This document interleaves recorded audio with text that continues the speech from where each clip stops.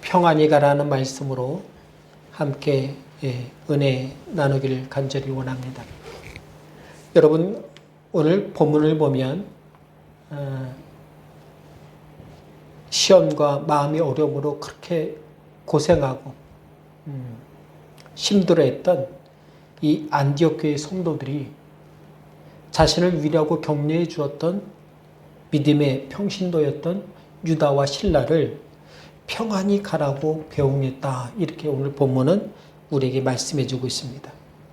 그만큼 안디옥 교회 성도들은요, 자신들이 당한 시험을 극복했어요. 마음이 회복되었더니 다른 사람을 어떻게 해요? 평안히 가라고 배웅할 수 있고 또 은혜로 볼 수 있는 눈이 생겼다는 거예요. 여러분, 사람이라는 게 감정이 있어서요. 또 생각이 깊어서 내가 어려울 때, 내가 힘들고 고달플 때에 남을 여유롭게 볼 수가 없어요. 그런 면에서 오늘 안디옥 교회 성도들은 자기를 위로하러 왔던 그 사람들에게 그 받은 대로 다시 평안히 가라고 말할 정도로 그들은 평강한 사람이 되었다. 오늘 본문은 그것을 우리에게 알려주고 있는 것이죠. 2주 전에 말씀드렸듯이 성경에 평온하다라는 말의 어원은 고치다, 고침받다 라는 말씀에서 그 어원이 시작됐다 이렇게 말씀을 드렸어요. 그만큼 그들은 안디옥 교회 성도들은 자신을 괴롭혔던 시험과 상한 마음을 고침받았어요. 회복받았어요. 그래서 이 두 사람 유다와 실라를 통해서 회복받은 대로 또 은혜 받은 대로 다시 그들을 평강으로 보내줄 줄 아는 그런 믿음의 귀한 사람들이 됐던 것이죠. 지금을 살아가는 우리들을 한번 돌아보세요. 가족을 포함해서 모든 사람들에게 우리가 평안히 가라, 평안하라, 우리가 그렇게 빌어줄 만큼 여유 있게 사는 사람이 굉장히 드물지 않아요. 저도 평안하십시오. 이런 말을 제가 말씀을 많이 드립니다만은, 그렇게 많이 쓰지 않아요. 이 시대에. 왜 그렇습니까? 물론 다른 여러 가지 이유도 있겠습니다만은, 무엇보다도 어떻게 해요? 믿음이 없어서 그래요.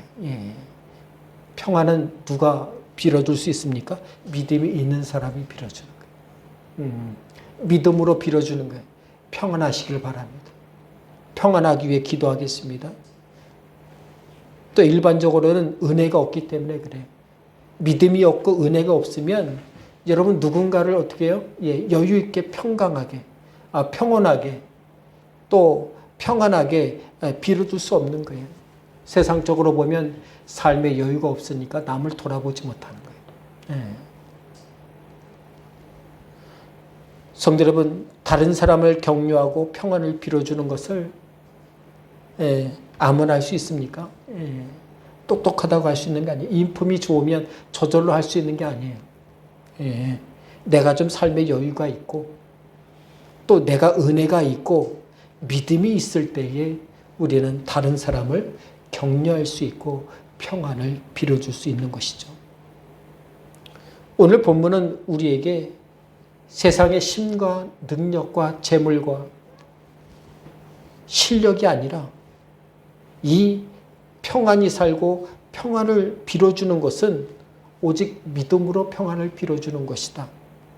믿음으로 다른 사람을 평안을 위해 기도해주고 사는 것이 바로 성도의 본분이라는 사실을 우리에게 말씀해주고 있어요. 그렇다면 오늘을 살아가고 있는 우리 교회와 우리 성도들은 어떻게 마음의 평안을 누리면서 누군가를 위해서 평안을 눈발 날리듯이 쏟아내고 살아갈 수 있는 귀한 사람이 될 수 있겠습니까? 오늘 본문을 통해 그 은혜를 함께 나누기를 원합니다. 첫 번째로 남을 위해 우리가 평안을 말하고 나누어 주려면 내가 먼저 평안히 사는 성도가 돼야 돼요. 예. 여러분 주님 때문에 자꾸 평안한 횟수가 많아지길 바라요. 예. 순간순간 욱하지만은 하나님의 은혜 가운데 순간순간 평안할 때가 있어요. 예. 다음 주가 지나면 아마도 제가 계획했던 성경 3독을 다 할 것 같아요. 2독 끝나고 지금 구약을 거의 선지서, 소선지서를 읽고 있으니까 성경을 3번 읽으면서 가장 그 마음에 새겨지는 게 좋은 말씀 나올 때마다 제가 핸드폰으로 이렇게 적어 놓거든요. 이렇게. 그게 문자로 해결이 안 돼가지고 문장으로 해서 지금 한 4페이지 정도 되는 것 같아요. 그 말씀이 기억나니까 어떻게 그걸 가지고 기도하게 돼요. 기도가 돼요. 내가 가지고 있어야 어때요? 그게 흘러가는 거예요. 여러분 우리 속담에 안에서 새는 바가지 밖에서 샌다고 그러잖아요. 내 안에 뭐가 있어야 흘러내리죠. 그죠? 내 안에 연약함과 고달픔이 있으면 그게 흘러 들어가요. 남편에게든 아내에게든 자녀에게든 주변 사람들에게든 흘러가게 돼 있는 거예요. 중요한 것은 내가 안에서 흘리고 밖에서 흘리고 사는 게 무엇인가? 그러니 내가 가지고 있는 것 이게 굉장히 중요해요. 내가 평안히 살고 그 평안히 사는 것이 남에게도 나누어 주려면 먼저 내가 평안을 흘리고 살 정도로 내 안에 평안을 꿈꾸고 평안을 고백하고 평안을 구하는 그런 믿음의 사람이 되어야 되는 거예요. 그러면 괴와 성경이 말하는 주님이 주시는 오늘 본문이 말하는 평안은 어떻게 얻고 어떻게 받아 삶에 어떻게 나누고 살 수 있을까? 가장 먼저 오늘 본문이 말하는 이 평안이 가라는 말은요. 2가지 의미가 있는데 하나는 이스라엘의 인사법이에요. 이 평안이 가라는 말은요. 그냥 일상적으로 하는 말이에요. 이스라엘에서는. 누구나 헤어질 때 그 사람에게 어떻게 해요? 평안히 가세요. 만나서 인사할 때 평안한가? 평안하시죠? 2번째로 이 평안이 가라는 성경의 오늘 본문 말씀은 신앙의 고백이에요. 지금 상황이 그렇지 않더라도 그렇게 되기를 내가 원합니다. 주님의 이름으로 그렇게 되기를 원합니다. 그런 것이죠. 첫 번째를 먼저 살펴보면 평소에 늘 쓰고 사는 인사말이라는 거예요. 그래서 성경 곳곳에 이 평안하라는 말이 너무나 많이 나와요. 심지어 이방인이었던 모세의 장인이 출애굽기 4장 18절에 보면 모세를 만날 때 어떻게 해요? 평안히 가라는 거예요. 평안. 모세를 향해 너가 평안히 가라. 평안히 가라. 애굽으로 간다니까 양치던 거 내려놓고 애굽 가서 하나님의 뜻대로 산다고 하니까 어떻게 해요? 평안히 가라. 평안히 가라. 그 어두운 시대였던 사사기에도 보니까 18장 6절에 보니까 제사장들이 사람들을 만나고 헤어질 때 뭐라고 합니까? 평안히 가라. 이렇게 말했어요. 사무엘상 1장 17절에 보니까 여러분 자녀가 없어서 애타게 기도하고 돌아가는 여러분 한나를 향해서 엘리 제사장이 뭐라고 합니까? 너희가 걱정 말고 평안히 가라. 이 평안히 가라는 말씀이 어떻게 해요? 내가 기도한 대로 하나님이 되기를 원한다. 하나님 해주시기를 바란다. 그런 마음이 있는 거죠. 사무엘상 20장 42절에도 보니까 사울왕의 아들이었던 요나단이 이 다윗과 마지막으로 헤어지면서 뭐라고 합니까? 평안히 가라. 주님께서 너의 길을 인도해 주시리라. 그러니 우리 성도들은요, 이 평안하라는 말을 인사듯이들 입에 달고 살아야 돼요. 그럼 나도 모르게 어떻게 해요? 내가 말한 평안이 내 삶의 부메랑이 되어서 어떻게 해요? 은혜가 넘치게 되는 거예요. 평안을 말할 때 평안한 것이 보이는 거예요. 평안을 입에 달고 살아갈 때에 여러분, 평안을 말하고 평안을 생각하고 평안을 품고 살아갈 때에 그것이 우리 성도들에게 복입니다. 예. 여러분, 누군가 나더러 평안하라고 하는데 그걸 싫어할 사람이 아무도 없어요. 세상에서 평안히 살고 싶어 하지 않은 사람은 아무도 없기 때문에 그렇습니다.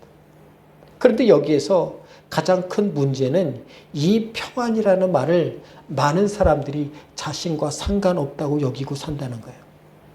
우리 성도들도 그럴 때가 있어요. 예수 믿어도 평안하지 못할 때가 많아요.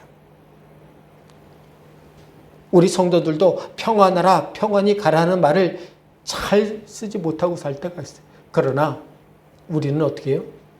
그 시작이 반이라고 내가 평안하든 평안하지 않든 어떻게 해요? 늘 평안을 말하고 사는 성도 되시기 바랍니다. 네. 그것이 우리에게 복이 되는 거예요. 여러분, 내게 평안이 넘친다면 애쓰지 않아도 나와 내 주변에는 평안이 흘러가게 돼 있어요.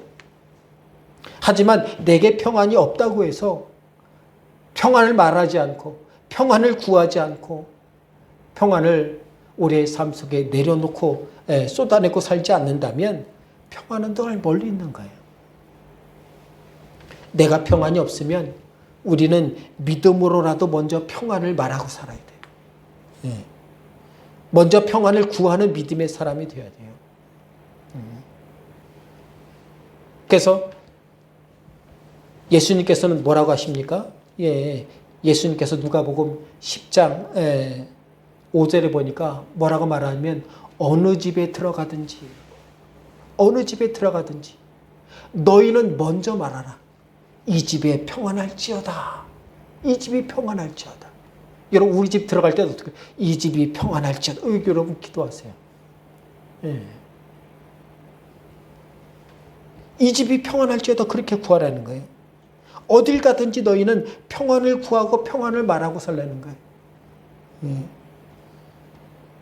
마태복음 10장 12절에도 말하기를 뭐라고 말씀합니까? 그 집에 들어가면서 어떻게 해요? 평안하기를 빌라요. 평안하기를 빌라요. 그러면서 주님께서 너희들이 어디를 가든지 어디를 머물든지 왜 평안을 구하고 말하라는지 그 이유를 누가복음 10장 6절에서 뭐라고 말씀합니까? 너희가 믿음으로 평안을 구하고 기도했으나 그 집과 그 사람이 믿음으로 그 축복을 받을 준비가 되지 않는다면 어떻게 된다고 합니까? 그렇지 않으면 너희에게로 돌아오리라. 남을 축복하고 남에게 평안을 구하는데 그들이 그걸 받지 않으면 그게 부메랑이 돼서 내 삶에 내 인생에 어떻게 해요? 평안으로 하나님께서 축복해 주신다는 거예요. 그러니까 남을 축복하려는 거예요. 남을 축복하려는 거예요. 여러분, 우리가 이 말씀을 귀에 담고 살아야 돼요. 평안을 구하고 말했으나 그 사람이 이 평안을 마음으로 받고 믿음으로 받으면 하나님께서 이 평안을 그 집과 그 사람에게 부어질 것이지만, 그러나 그가 마음을 닫고 평안을 거부하고 주의 은혜와 주님이 주신 평안을 그가 거절하게 된다면 축복하고 말한 사람에게로 하나님께서 그 축복을 돌이키리라. 주님께서 그렇게 직접 말씀하셨어요. 그러니 우리 믿음의 성도들은요, 이 평안하라는 말을 어떻게 입에 달고 살아야 돼요.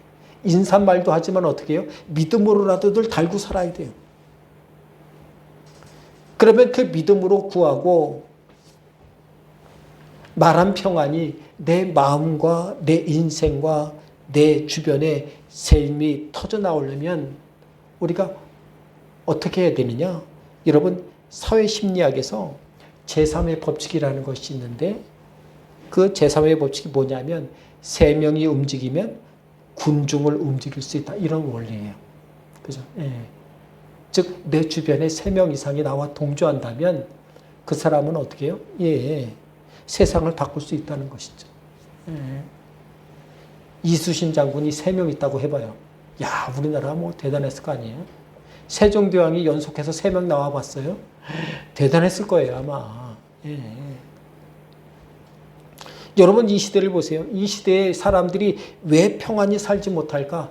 내 주변에 그만큼 어떻게 해요? 평안을 말하는 사람이 없어요. 나를 위해 평안을 위해 기도하고 내가 평안을 위해 기도하는 사람이 그만큼 없는 거예요. 평안을 믿음으로 선포하고 말하고 사는 사람이 내 주변에 3명 이상이 되느냐? 여러분 그렇게 되길 바라요. 여러분 주변에 제가 있잖아요.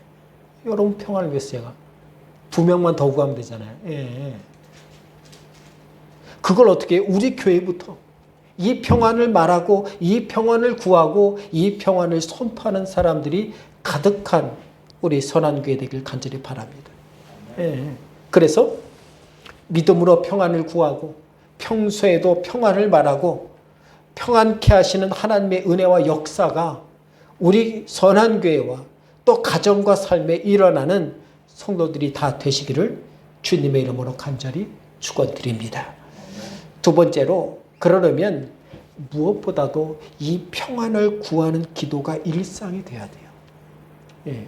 틈만 나면 여러분 그러세요. 예. 제가 성경을 읽으면서 지난 1달 반 동안 틈만 나면 성경 읽는 거예요. 틈만 나면. 밖에 나가면 성경 입체 성경 듣고 틈만 나면 읽으니까 어떻게 해요? 성경이 얼마나 마음속에 늘 담겨지는지 몰라요. 마찬가지로 마태복음 20장 19절에 보니까 주님께서 뭐라고 하십니까? 너희에게 평안이 있을지. 부활 후의 첫 만남 가운데도 어떻게 해요? 그들이 십자가에 죽으신 예수님을 통해서 그들이 무엇을 경험했습니까?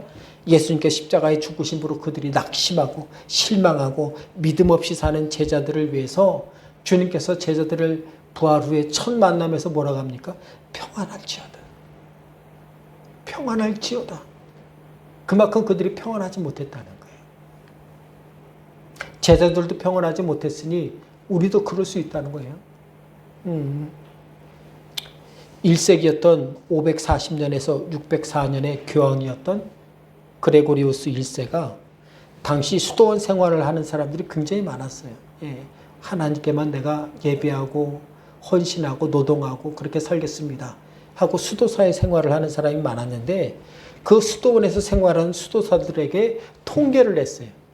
너희들이 수도사로서 생활하면서 가장 벗어나기 힘들었던 것들을 목록으로 정해놓으라는 거예요.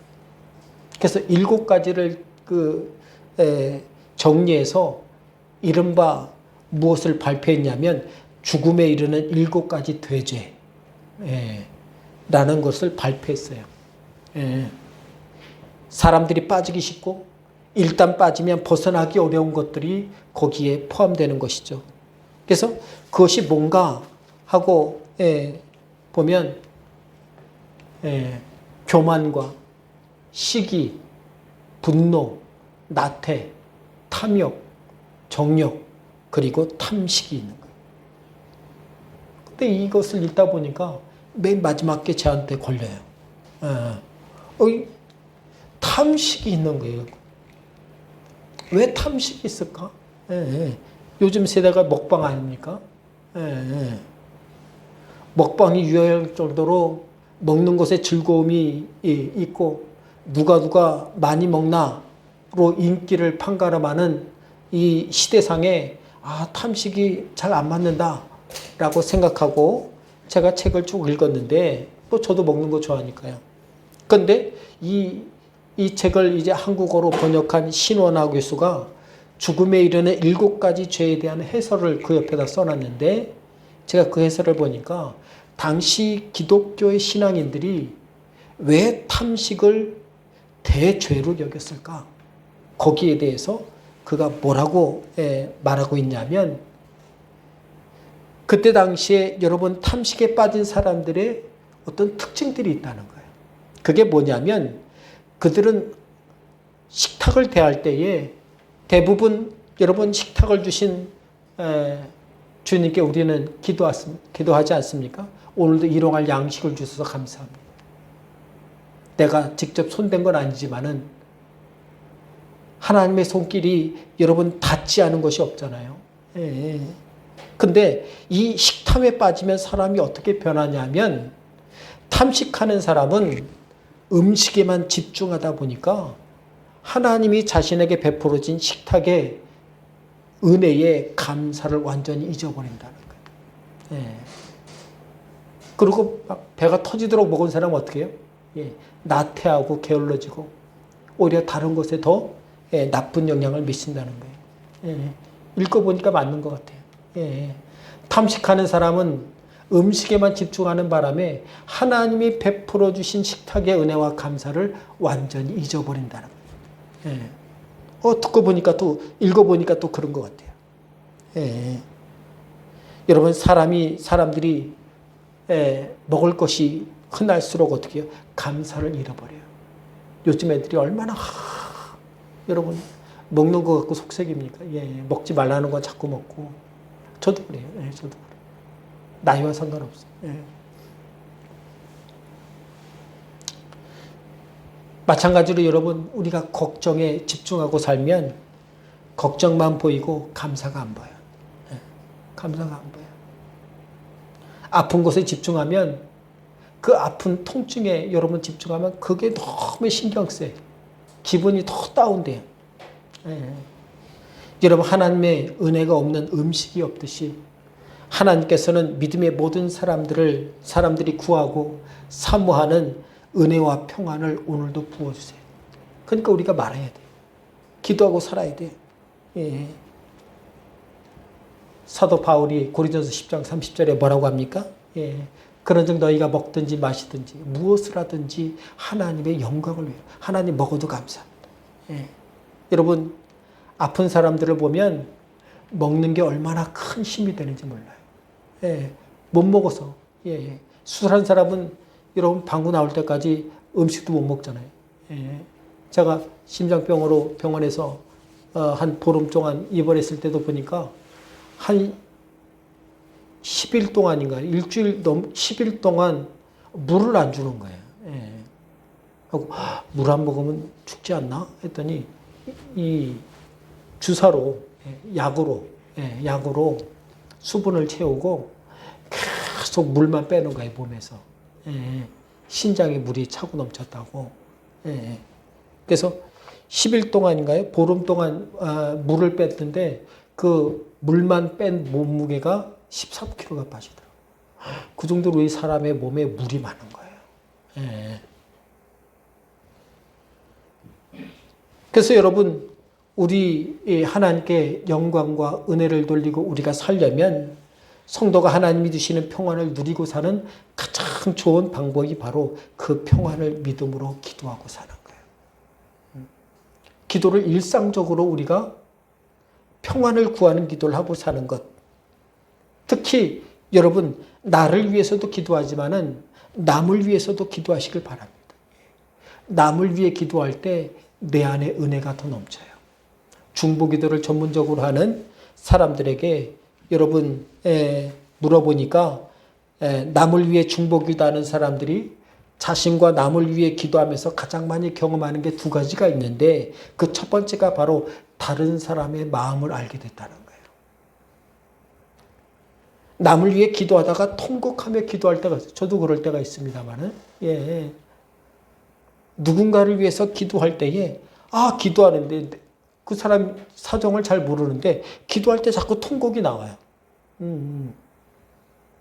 마치 내 일처럼 마음에 간절한 마음의 사모함을 경험하게 됩니다. 그러면서 어떻게 해요? 그 사람을 공감하게 돼요. 그 사람에게 평안을 위해 더 뜨겁게 기도하게 되는 것이죠. 두 번째로 기도하다 보면 우리가 느끼고 경험하게 되는 게 뭐냐면 남을 위해 기도하다가 보면 내가 지금 기도하고 사는 것이 사람의 일이 아니라 하나님의 일이라는 것을 깨닫게 된다. 그죠? 기도하는 게 사람의 일이 아니에요. 하나님이 하시는 일이에요. 하늘문을 여는 일이 바로 기도하는 거예요. 누군가의 평안을 빌고 나의 평안과 남을 위해 기도한다. 여러분 나를 위해 기도하면 우리 가족은 덤으로 하나님 은혜 주시지 아니에요. 내 기도는 내 기도고 집안을 위한 기도는 기도 따로 해야 돼요. 남편을 위해 따로 기도하고 아내를 위해서 따로 기도하고 아이들을 붙잡고 기도하고 내 사업을 위해 기도하고 모든 것을 붙잡고 우리는 어떻게 해요? 그걸 하나님의 일로 온전히 경험할 수 있을 만큼 평안을 간절히 기도하는 사람이 되어야 돼요. 그럴 때에 기도의 지경이 넓어지면서 보는 눈이 달라져요. 생각하는 마음이 커져요. 깨닫는 은혜가 2배, 3배가 돼요. 사랑하는 성도 여러분, 혼자서는 무엇을 해도 정말 힘들어요. 예. 혼자 어떻게 다 할 수 있어요? 예. 전도서 4장 12절에 보니까 한 사람이면 실패하거니와 두 사람이면 맞설 수 있나니 세 겹줄은 어떻게 해요? 쉽게 끊어지지 않는다. 이렇게 말하고 있어요. 주님의 은혜와 성령의 도우심이 함께하는 기도는요, 세 겹줄보다 더 단단합니다. 그러니까 우리가 어떻게 해요? 평안의 길로 인도하시는 예수 그리스도의 이름으로 우리가 평안을 선포하고 평안을 인사하고 평안을 간구하는 사람이 되어야 돼요. 여러분, 평안을 얻는데 돈이 안 들어요. 예수님만 있으면 돼요. 지금 이 시대에 우리가 필요한 게 여러분 무엇입니까? 예수 그리스도예요. 예수님이 필요한 거예요. 우리 교회에 누가 필요합니까? 예수 그리스도 한 분만 필요한 거예요. 다른 게 필요 없어요. 우리 영혼에 가장 필요한 것, 우리 가정에 가장 필요한 것, 예수 그리스도 한 분이면 족합니다. 테레사 수녀가 미국 순회 집회를 하는 도중에 한 부자 성도가 그를 찾아와 만났어요. 그가 테레사 수녀에게 당신에게 지금 필요한 게 뭐가 있습니까? 무엇이든 말만 하십시오. 해주겠다는 거잖아요. 그죠? 예. 그랬더니 테레사 수녀가 빙그레 웃으면서 이렇게 대답했다고 그래요. 저에게는 예수님만 필요합니다. 주님만 필요합니다. 그분이면 족합니다. 예수 그리스도면 족합니다. 이렇게 말했다는 거예요. 우리에게 필요한 거예요. 재물이 있다가도 없고 건강도 언제든지 나빠질 수 있는 게 우리 인생사 아닙니까? 그러나 예수 없으면 안 돼요. 예수 없으면 안 돼요. 여러분, 이 한 주 무엇보다도 주님께서 주님 때문에 평안하시기를 위해 기도하시기 바랍니다. 남을 위해 평안을 구하고 또 남에게 하나님의 은혜가 임하기를 간절히 바랍니다. 특히 나랑 자주 만나는 사람을 위해서 여러분 축복하고 평안을 빌어주세요. 그 사람이 평안해야 만나고 사는 나도 편해. 나도 편해. 앙숙이라도 그 사람을 위해서 기도하세요. 그래야 내가 편한 거예요.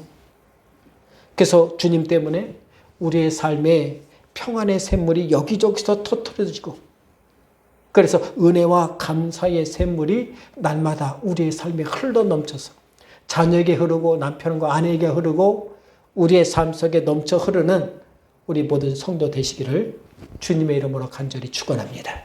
기도하겠습니다. 하나님 감사합니다. 우리에게 평안을 허락하여 주셔서 안디옥 교회의 성도들이 누렸던 그 평안을 우리에게 허락하여 주옵소서.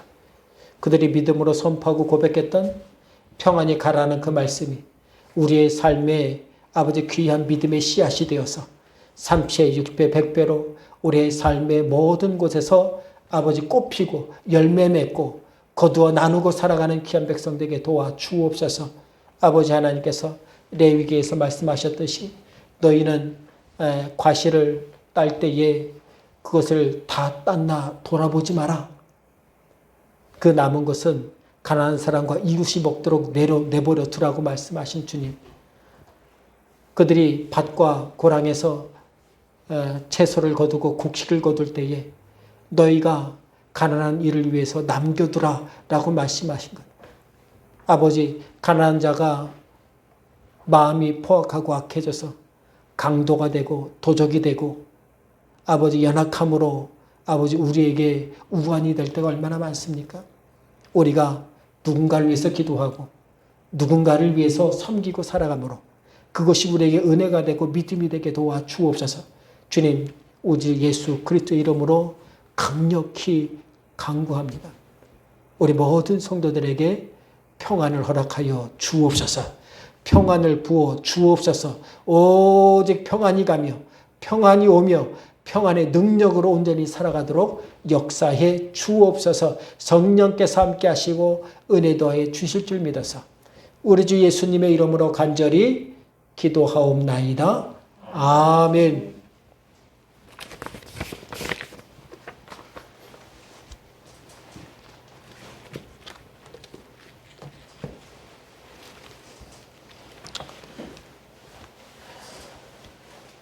(526장)